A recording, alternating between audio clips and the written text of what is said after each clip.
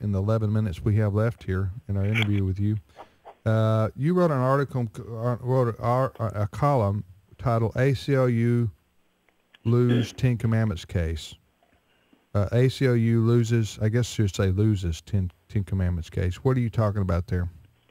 Well, this was a good one because the ACLU had tried to bully Dixie County, Florida, into taking down a Ten Commandments monument that a private citizen, Joe Anderson, who owns a construction company, had put up. He'd bought it for $20,000, and he'd put it up on the top of the courthouse steps under the policy of viewpoints being permitted of all kinds.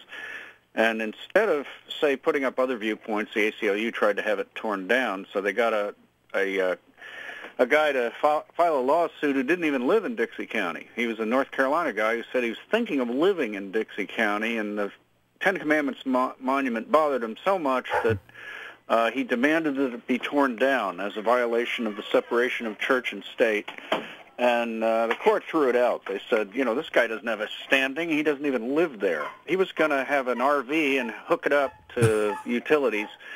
And that's the kind of plaintiff they come up with. It's not even somebody from the community.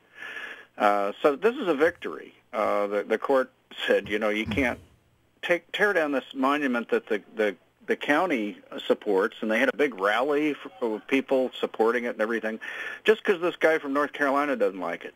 Where in Florida was this? Dixie County, Florida.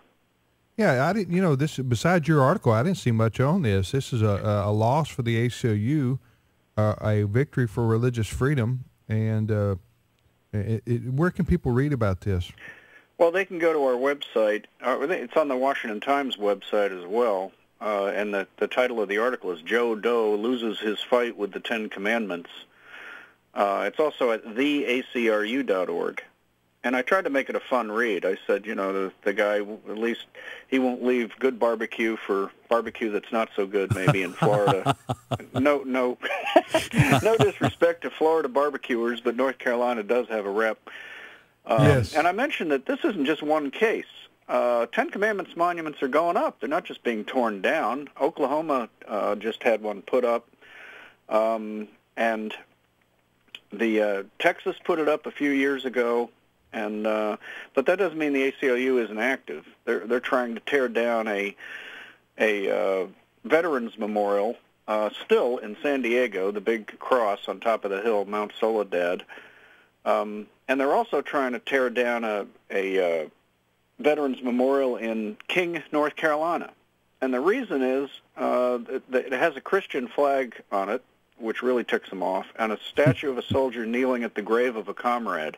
And how do we know that it's a grave? Well, because a cross is planted there, like it is at many veterans' cemeteries. So the Liberty Institute is representing the American Legion in that case, and I think they'll win that one. But the ACLU hasn't stopped trying to, rip out Christian heritage in the public square any way they can. Let me make sure people understand, when you mentioned the website where they can read your article about this situation in Florida, the victory that was won against the ACLU. Your organization is called the American Civil Rights Union, and so you mentioned, so it's very similar, when you just say it to ACLU. But your website is theacru.org,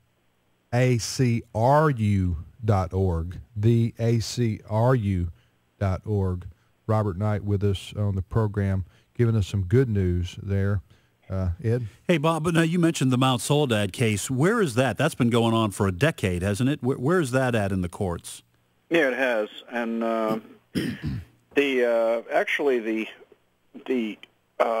the Supreme Court kicked it back to the Ninth Circuit, and the Ninth Circuit had originally told the Memorial Association to tear down the cross, but they're given instructions to find a solution because the lower courts upheld the ability of the Memorial Association to have the cross there. It's been there for years. It's a big one. It's 29 feet high, and all parties now are awaiting a remedy fashioned by the lower courts. Thing is, the ACLU tried to kick the Veterans Memorial Association out of the case, even though they own the monument. No. That's how ruthless they are. But that didn't work. And a fellow I talked to from the Liberty Institute said that we suspect it was because they wanted to cut a deal with the Obama administration, which has not been a friendly party here. They're not really defending the monument. I mean, who would have thought? I know. Wow. Hey, Bob, we got a few minutes left here. I want to get your thoughts on the importance of the week ahead at the Supreme Court.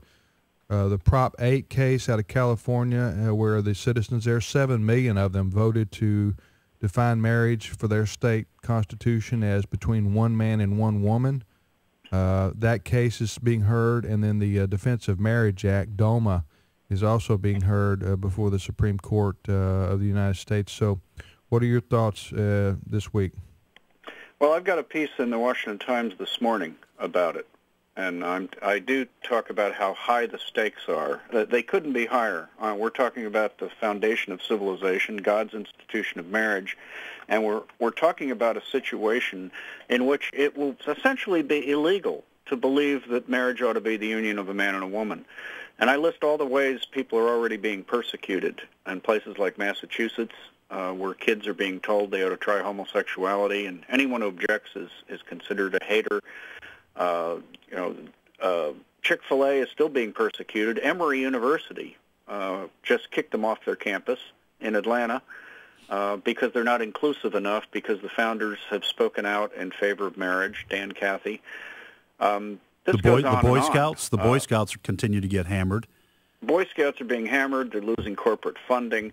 Everything is on its head, and people have to realize that this shouldn't even be at the Supreme Court, both of these cases. It's so basic because marriage predates government. It's God's first institution. It's the very first thing he created in terms of humanity, so that nobody can actually redefine it and make it into something else without putting a lie into the law. And that's where tyranny comes in. If you force people to lie about something at the risk of losing their jobs or maybe even licensing if they're counselors or whatever, you're creating tyranny.